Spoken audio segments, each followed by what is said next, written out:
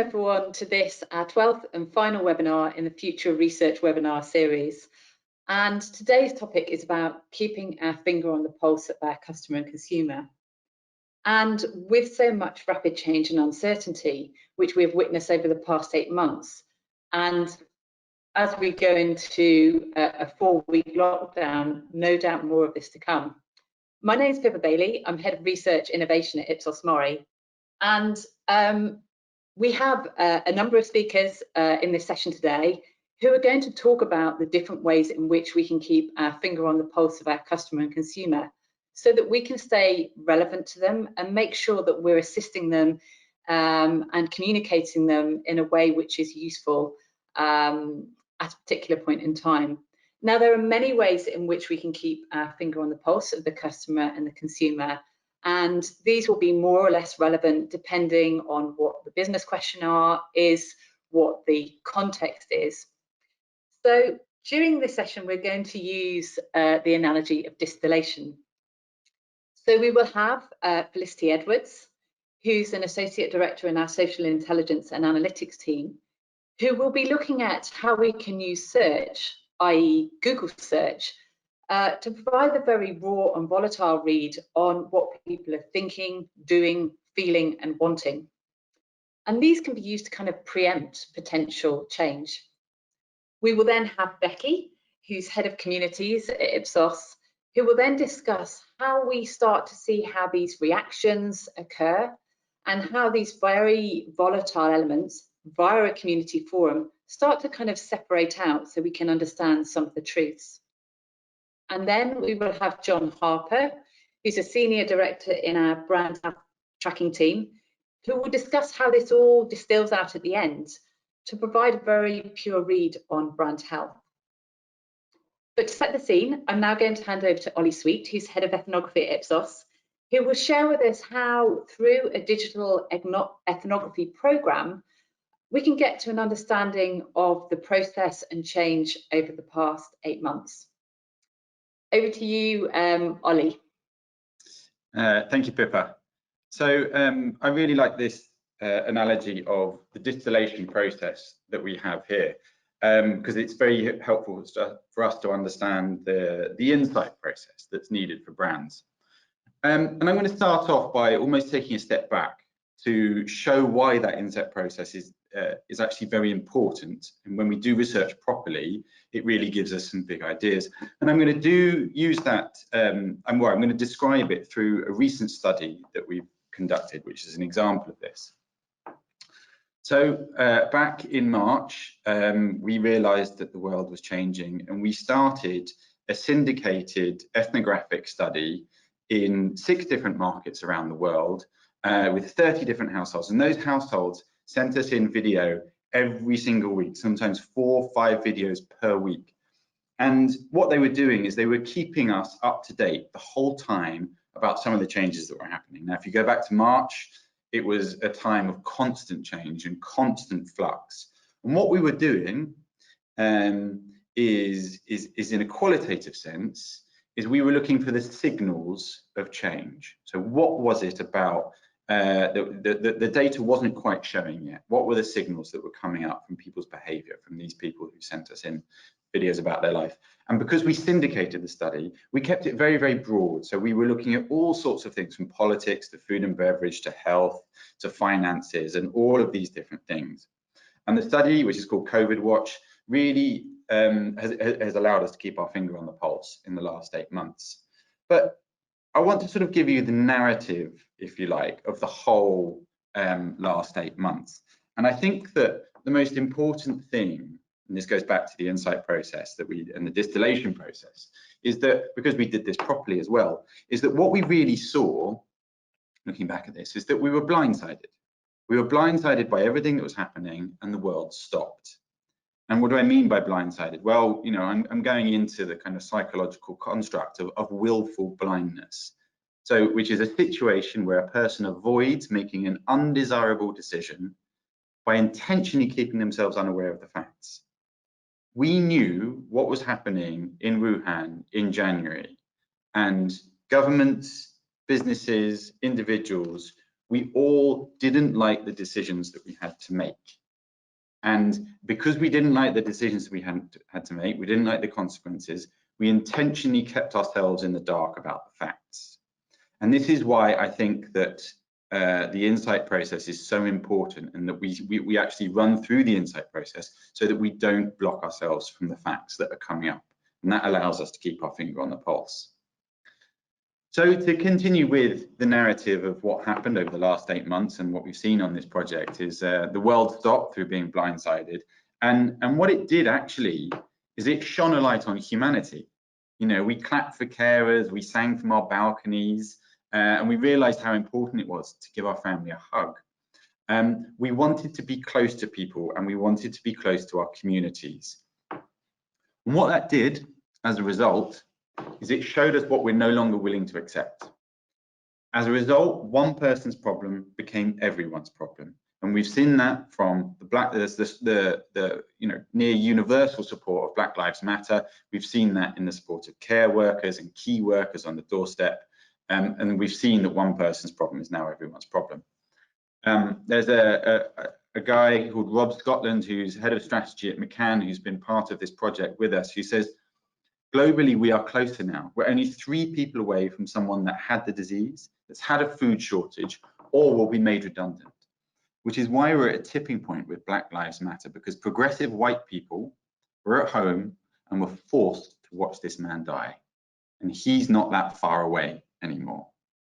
The level of proximity that we had to each other at the beginning of the pandemic was something that we've never really seen before, certainly for a very, very long time. Everybody's trying to map out what this new normal is. Well, I would argue from watching people's behaviors, it's actually a strange normal. And that's because we can go back to the same places, those normal places before, but we can't behave the same way. And if you can't behave the same way when you go there, your rituals and emotions are lost. They changed. And so what was normal is now strange. And that gives us this sense of loss when we go to places that have that familiar feel to us, that don't longer feel good. But so what?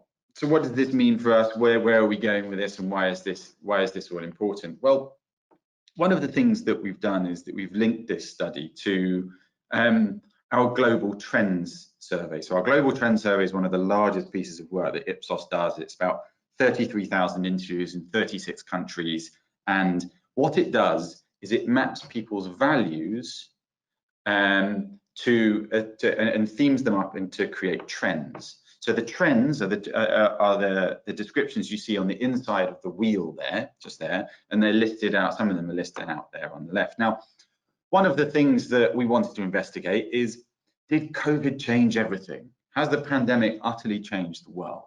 Well, the answer is yes and no.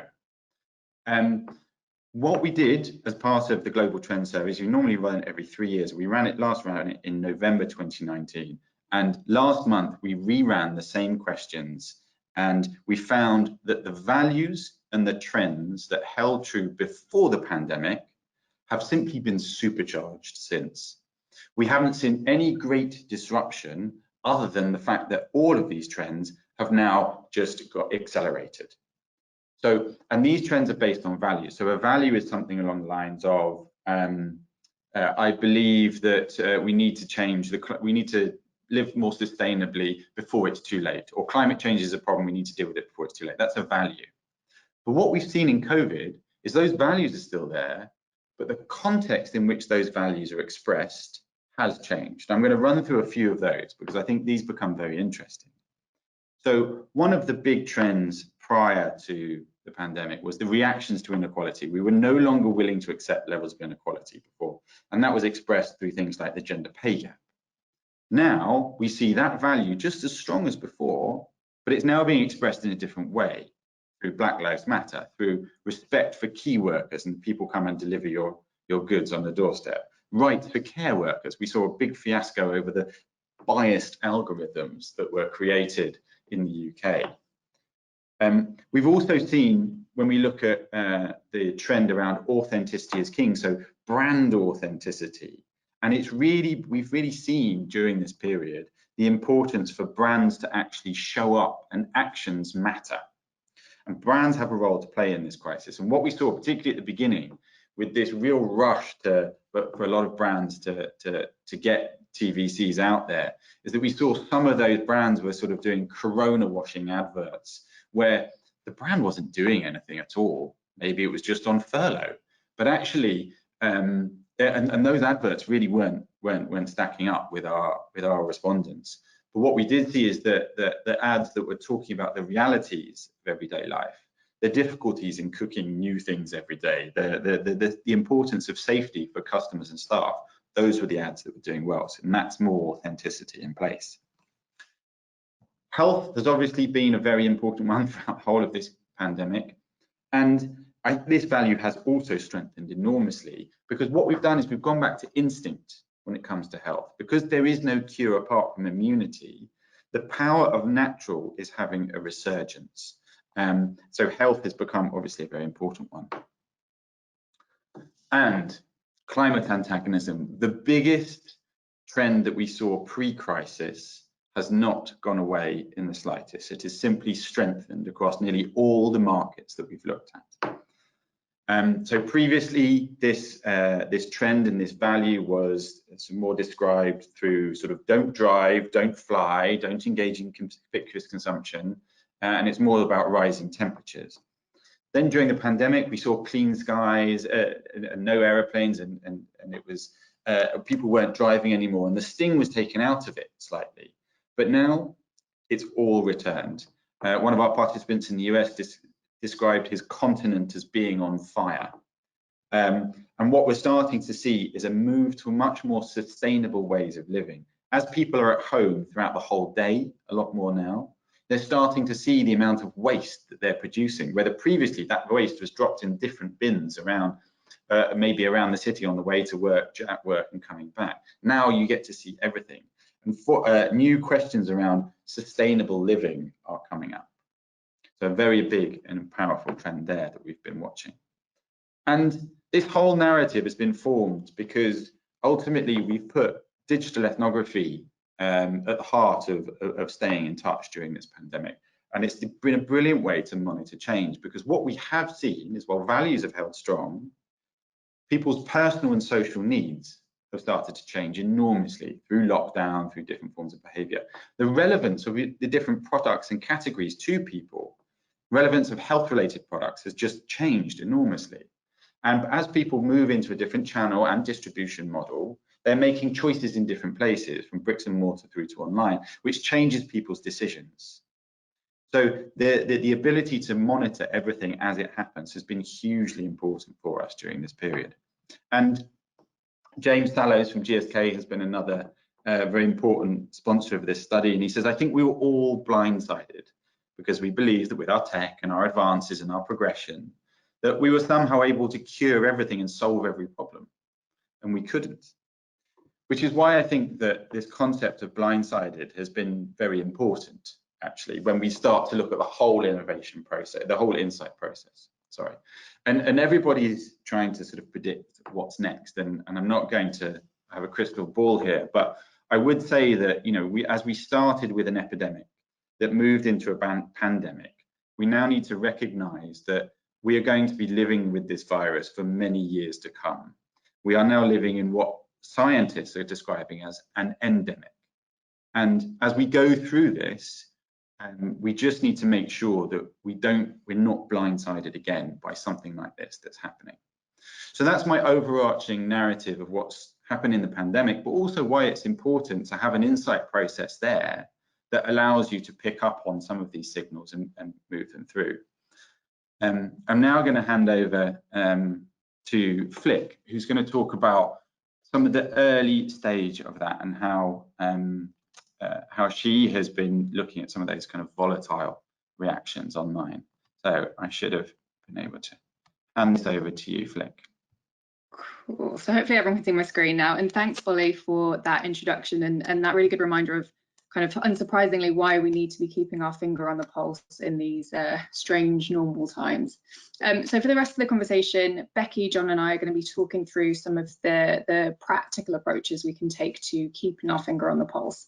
And because I'm going first, I'm going to take us back to the start, to this boiling pot of behavioural data.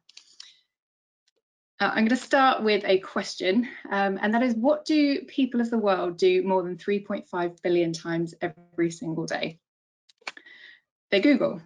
And we also know that 63% of each of these Googles are done from a mobile phone. So probably not too surprising, but I think... This came back from a search. Oh, there we go, activated on my own phone. So probably not too surprising, but why is this important?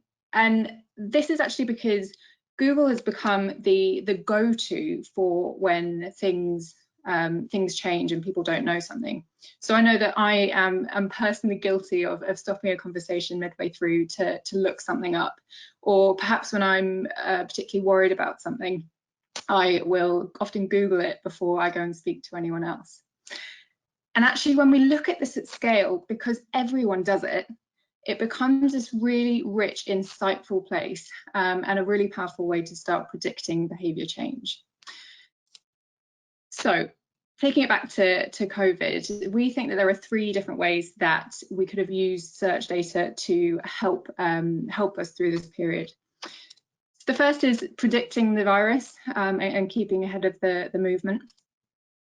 The second is having a rapid reaction to changing events. So being the first out of your competitors out of the starting blocks in response to a change. So thinking about the social media comms, that kind of thing. And thirdly, it's with the planning. So slightly more mid to longer term planning based on behavioural shifts. So we're going to go through each of these in detail now, just to bring them to life a bit. So beginning with predicting change.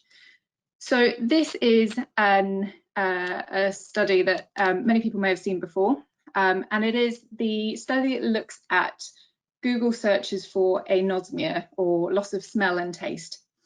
And actually what the study showed was that searches for these symptoms actually increased in a consistent way ahead of the first reported deaths in each country. So it became a really, really good proxy for this spread of the virus. And I think this is interesting by itself, but to me and as insights teams, I think the learning here is that no behaviour happens in isolation. So anosmia was just one of the many things that were bubbling up at the start of this pandemic. And for us as brands and insights teams, it means we really do need to be looking wider than just our brand or just our category to see what kind of lateral changes are happening that could be affecting us. Next, on to rapid reaction with a more topical subject. And this is where we looked at the Google searches following the first of the Trump-Biden debates back in October. And what was interesting is we saw the searches for move to Canada shoot up, or the US-based searches shoot up following the first night of the debate. And what we can see is, if you look at it by geographically, actually these tended to be in the democratic states, or the then democratic states.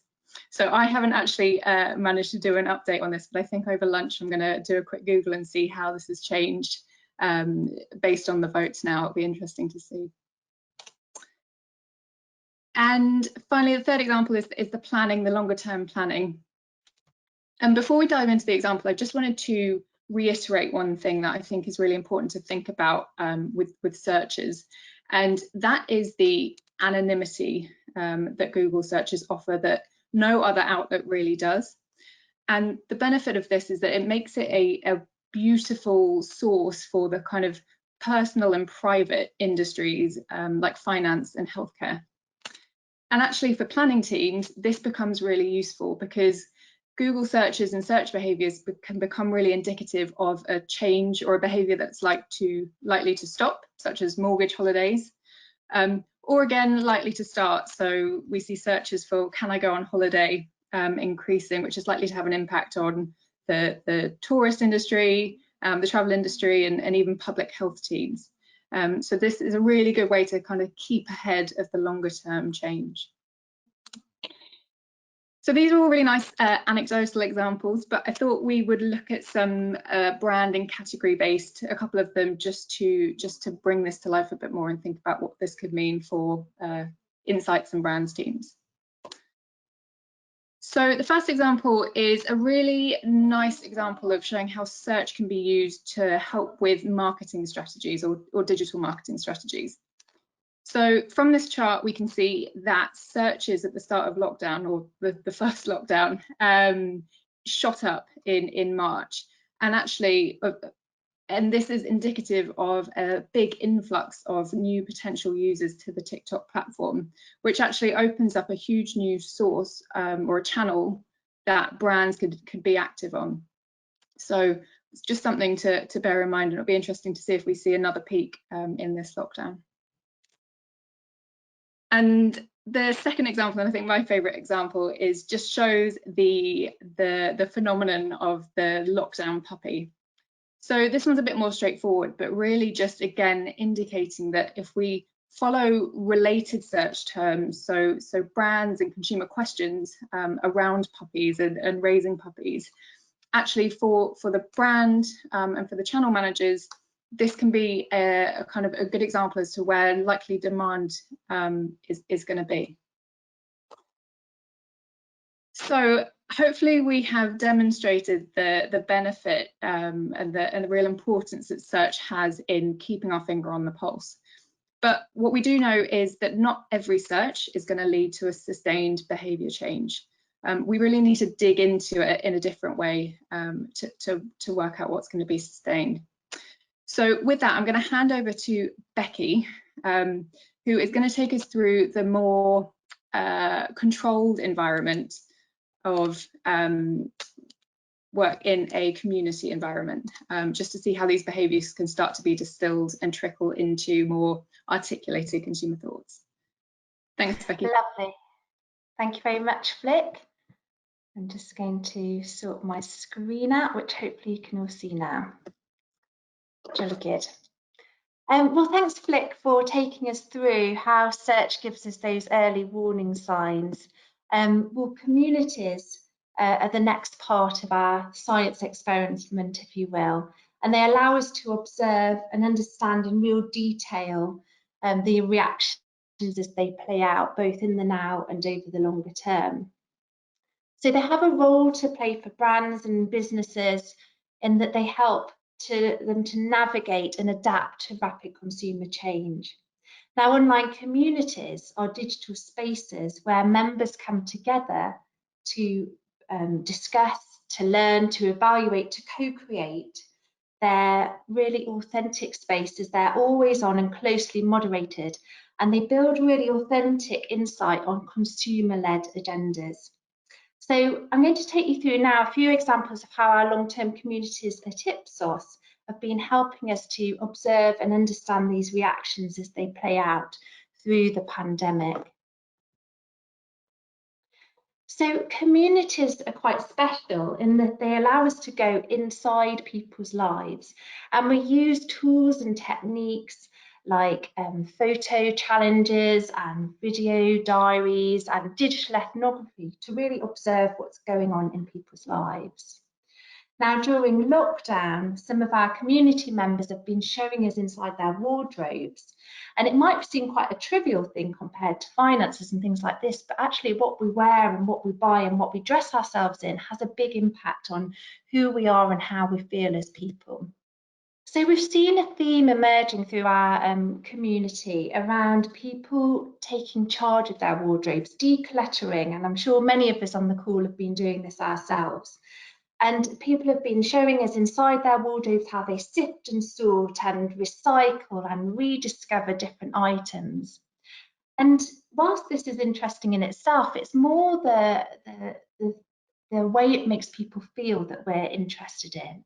And actually, through the sifting and the sorting, our community members are talking to us about how it gives them that ability to take control of the chaos, to order that confusion that they have, and ultimately is one of the ways in which they're seeking a simpler life under lockdown. Then we turn to our office workers on our communities and how they've been changing in the way that they dress. Again, a very simple thing, but they're now being seen from the neck up by their colleagues and vice versa, working from home, sometimes very comfortably on a bed or uncomfortably balanced on a desk, and with kids hanging off their necks and so forth. So it's really changed the way that we're working and dressing. And again, a really simple thing, just getting our community members to share their pre-COVID work wardrobes with their shirts and cufflinks in some cases, and their evolving pandemic wardrobes, which get more casual as time goes on. And what's been interesting is this has allowed us to have quite personal conversations with people about how it makes them feel, how they portray themselves in a work environment in this new world order, and how they're coping with the diminishing boundaries between work and home life. And then Ollie talked to this as a big macro theme, this idea of mindfulness and taking time. But on a more intimate theme, some of our community members have been talking to us about time for change and how the lockdown has given them this space to think about the types of brands that they're buying. And a simpler life under lockdown for some has shone a light on sustainable brands in the clothing industry and the importance of sustainable processes and practices when it comes to buying, shipping, making clothes. And so we start to see people exploring these sustainable brands and talking about them and feeling empowered by buying them. Now, again, what's interesting with our communities is that when you have a long-term community, we can start to look at the say-do gap. So what do actually people portray in terms of how they want to be recognised? What ideas do they have about what they might do in the future? And then to observe this behaviour and see how it really plays out in reality over the long term. So it's quite a powerful tool in that way. Now on to a second example, and this is one about innovation. So communities are hugely agile, and they allow us to listen and watch and observe changing behaviour, to map out consumer purchase journeys, see pain points, explore emerging white space, of which there is lots of new white space at the moment. But they also enable us to go through a really quite energising and exciting task of actually developing propositions with our community members, and to iterate those propositions very rapidly by testing and learning and testing again. So a really great way to innovate new products and concepts. Now, brands who innovate at this time are going to be really well placed to adapt to rapid consumer change as these new normals emerge. So let's have a look at one of our multi-market category communities, where we've been really getting to understand the very emotional journey that our community members have been going on when it comes to these particular personal day-to-day items that they really depend on in their lives, and how that purchase pattern has evolved and how their usage patterns have evolved over the lockdown and the pandemic. So we've seen how our community members have gone through this period of heightened emotion. Where will I get my products from? Do I need to start stockpiling? How will that impact though in terms of spend, and when at a time when I need to conserve my money? And what about my usage patterns? Will it change and disrupt them? And they've gone through this process of the tension between self-preservation and wanting to really take time for themselves and be more healthy, but going through this immense time of stress where actually it's a form of drinking more and perhaps consuming more nicotine and eating more is pulling apart those different actions that they're taking. And we've observed their usage moments and seen them shifting and changing as they start to work at home with kids around, and maybe they've gone on to furlough and their social life has diminished and then reawakened again on Zoom, and we're coming in and out of lockdown. So a lot of shifting and changing in purchase patterns like we've not seen for quite a while. And we've been able to map out through this period the online and offline purchase journey, and to add a real rich emotion and behavioural lens onto that, and ultimately to help the client to evolve concepts when it comes to next generation online ordering. Now to our third example, and this is one from the financial space. And we've been living the financial ups and downs with our community members over the last 6 months. Now, similarly to what Flick was talking about with search, communities offer these safe spaces. They're closely moderated, and moderators act in quite a different way than we do in more traditional call, for example. We share a part of ourselves, and through that, our community members do really open up to us and share some quite personal and sometimes harrowing stories, in this case, of life under financial lockdown.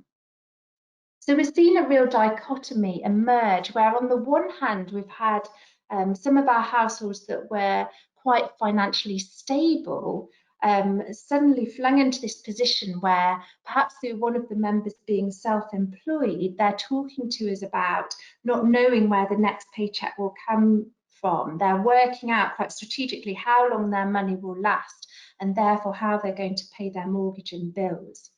And on the other hand, households where they've got quite an unusual and strange situation where they're building up a savings pot because of the reduced amount of spending on things like clubs and travel and holidays, of course.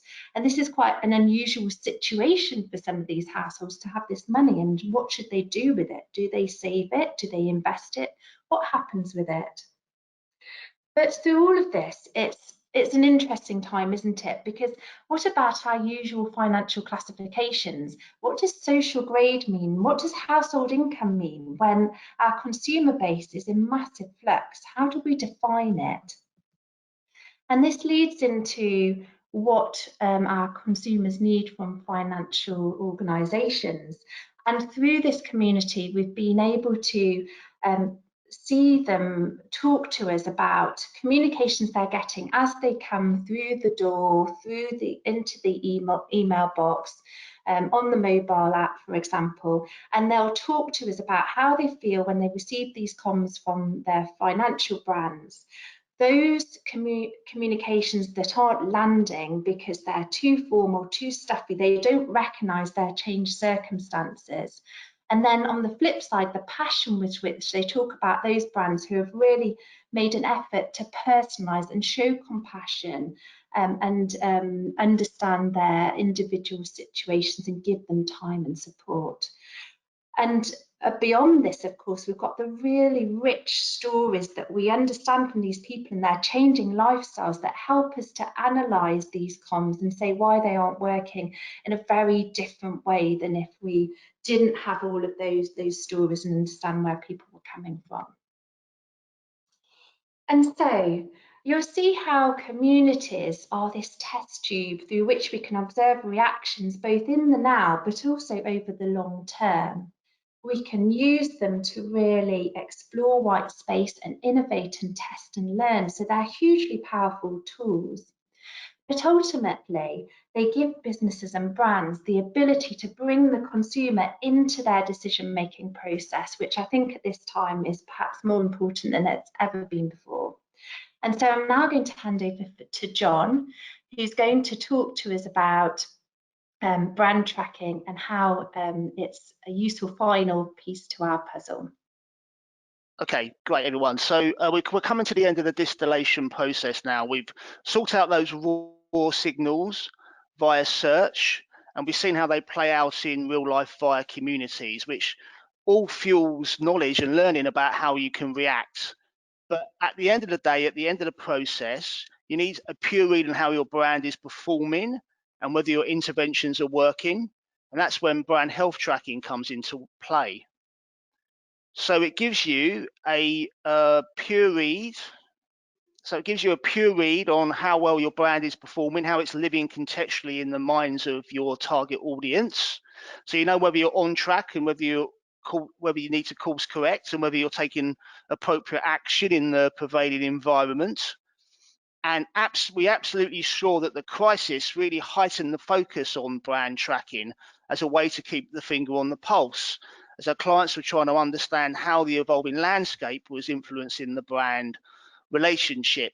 And what we discovered is the things that were important in brand building before COVID became even more important during the pandemic and the crisis that follows. So I'm just going to briefly take you through 3 principles of good brand building that our tracking really has emphasised as being important guide rails to follow as you continue to try and manage your brand through this crisis.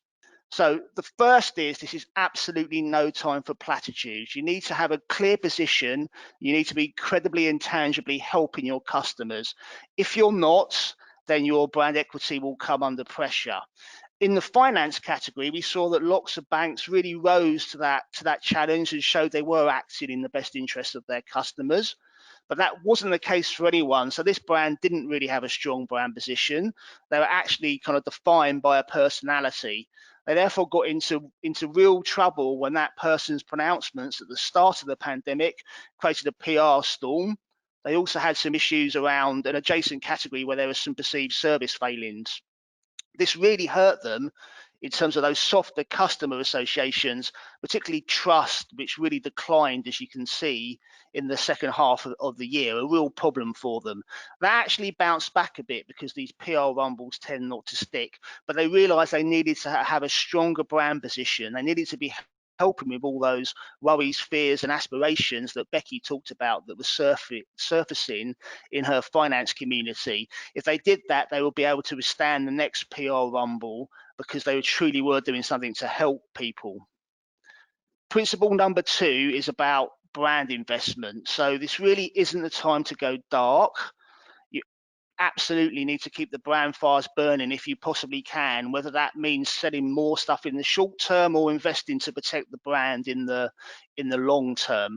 So although your media budget's under scrutiny, remember the lessons from history. When that recession comes, brands that maintain or increase spend during recessions come out a lot stronger. And let's not forget the work of Les Binet and Peter Field that reminded us of the importance of excess share of voice. So brands that have a higher share of voice and their share of market tend to grow in the long run. That's why we need to be trying to carry on investing in our brand if we can. We really saw that play out very clearly in the utilities category, where one of the up and coming challenger brands absolutely increased their share of voice to way above their share of market. They also crucially communicated lots of relevant messages around service and trust in the crisis. That gave them huge increases in consideration, more than double, and of course, great acquisition in terms of new accounts as well. Meanwhile, the big lumbering major old style players have been underinvested in their brands for years versus their share of market, and failed to absolutely come up with relevant messages. So they declined on all the key image drivers, whilst this more agile brand that have been invested in appropriately made hay. My final principle relates to communication and harks back to some of those things that Ollie talked about. Yes, you had to change the creative development process at the start of the pandemic, but too many brands rushed in to just communicate anything, and they fell into what we call the sea of sameness, where everything started to look, feel and sound the same. People abandoned campaigns they've been running for years and pivoted to something where, to be frank, you've got no idea what category or what brand is being advertised. That's 9 different brands in 9 different categories on the imagery here. I still don't know who's who after I've been looking at it for a few weeks. The great British public were picking up on that. They were telling us that everything was starting to look and feel the same. Plus, they wanted security and they wanted help, but they also wanted brands to cheer them up a little bit as well. Bring a little sunshine into your life. That brands still had license to do that too. Going to finish with an example of someone who did fall into that sea of sameness. They'd been having a brilliant campaign, building up brand codes, intertwining the brand into the story, but they stopped all that and just went for some generic images of help during a time of crisis. Their recognition declines, even though they were spending as much as ever, and more crucially, the association with the brand and the message distinction declined too, which meant that KPIs that were growing for 6 waves on the trot started to decline over time. Really, really disappointing. Too many brands forgot their brand codes. Too many brands didn't communicate in a way that was true to the essence of their brand during the crisis.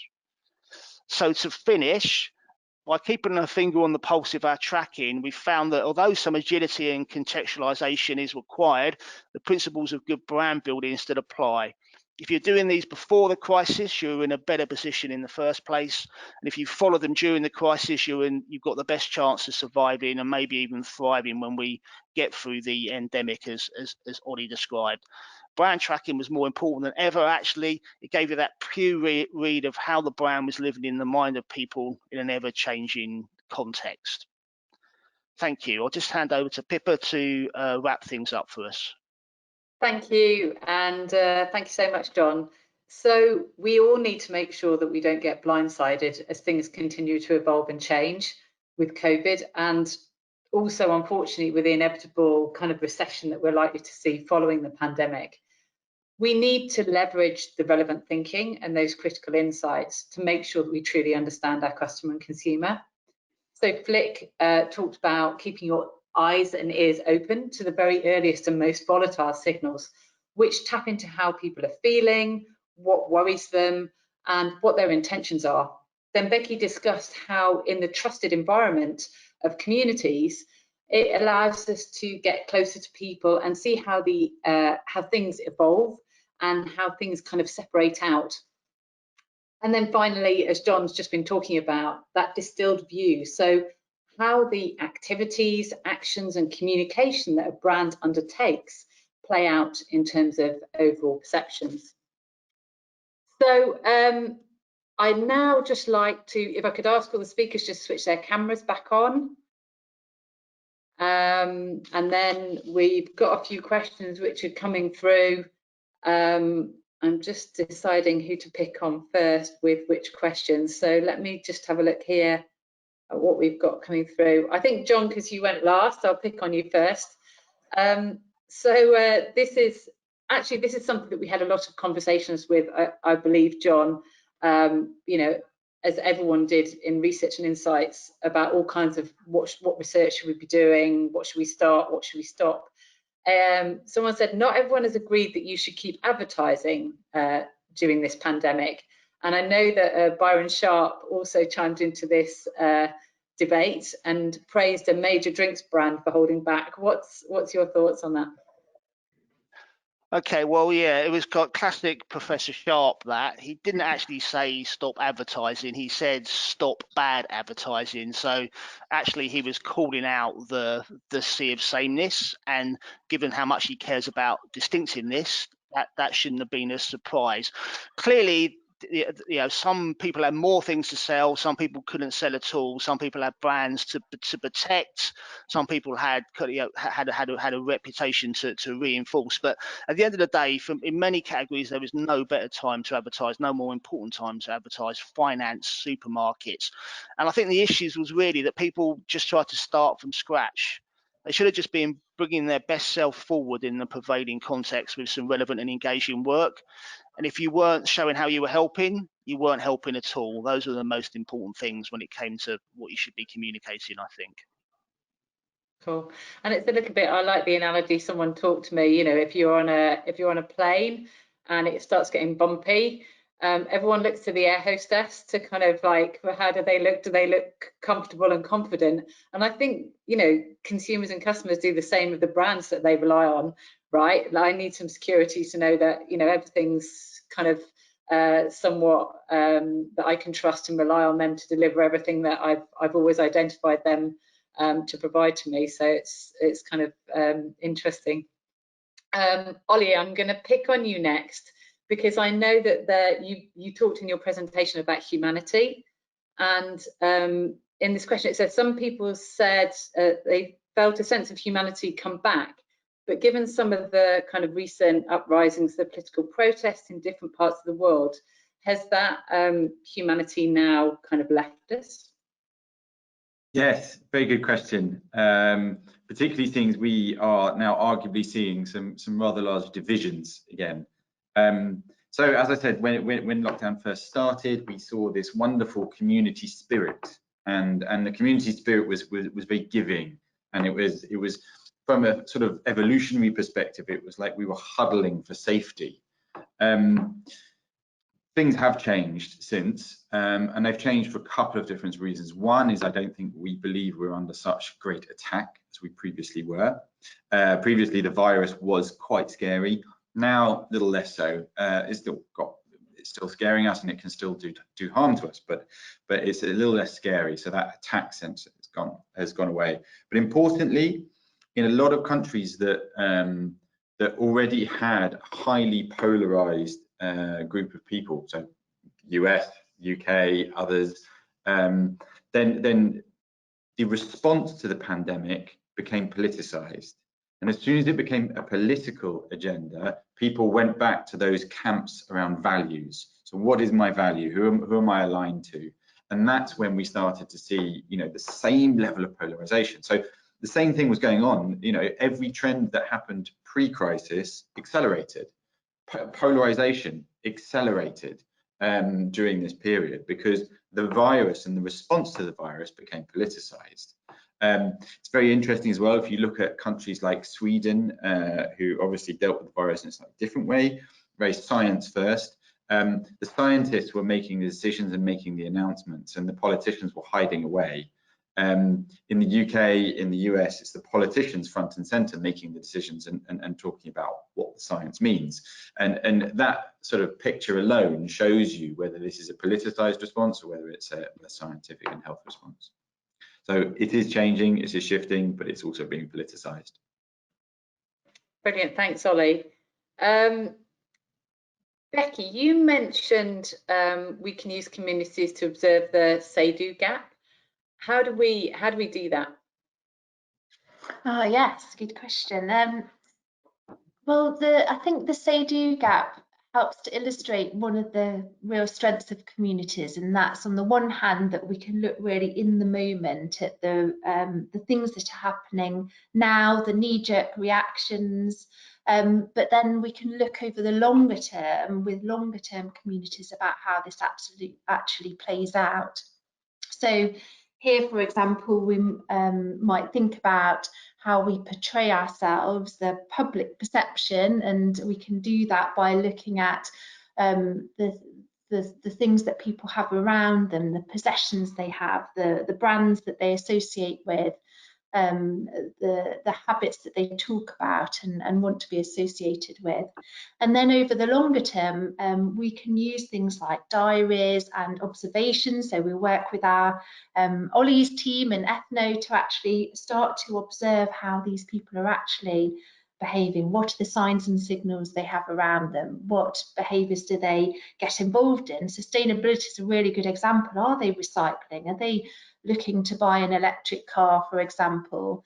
And what's the tension there? And of course, we don't all do what we say we do, even if we've got the best intentions, and there's no problem with that. And it's interesting for brands because that portrayal we have in our say self is where we want to appeal to in terms of marketing and comms and brand imagery, for example. And then our actual self, the behaviours that we display when we diarise them and we observe them through ethnography, are the places that we can go to find the white space to build new products and propositions and things. So both are equally relevant and interesting. Brilliant, thanks, Becky. We are rapidly, well, we're running out of time, but I'm going to squeeze one in for Flick because as you easily demonstrated in your presentation where you said the G word, and there at your beck and call was what do you want to know? So you mentioned Google Trends data. Do you and the team ever use other search tools to help? Technical. Yes, we do. There are quite a lot of different tools that you can use. So we tend to use, well, in this presentation anyway, we use Google a lot because it's rapid and it's free, and it's again good for trends. But the one thing about it is it looks at indexed volumes, so not raw volumes. So depending on your need, there are lots of different tools that you might want to use. So if you need raw volumes, you might want to look at some tools like Keyword IO, which is good because you can look for searches on different platforms, so say within YouTube or Amazon as well. So it gives that breakdown. And there's other kind of tools like Answer the Public, which allow you to visualize it really nicely by kind of plugging in some seed terms and seeing related terms. And then there's other ones that are really good for SEO and kind of search engine results page stuff. So yeah, it depends on your needs. There's lots out there, but yeah, if you want more information, then you can get in touch. Brilliant. Well, thank you ever so much, everyone, for the presentations and your thoughts, and thank you everyone for joining us on the call today. The recordings for all of these sessions will be available later next week, early the following week, using the same website that you logged on, futureresearch.ipsos.com, so you will be able to look back and share with your colleagues the recordings. But all I'm left to say is thank you ever so much, and thank you for joining us on these series of webinars over the last 3 months. Many thanks. Bye. Thank you. Bye. Thank you.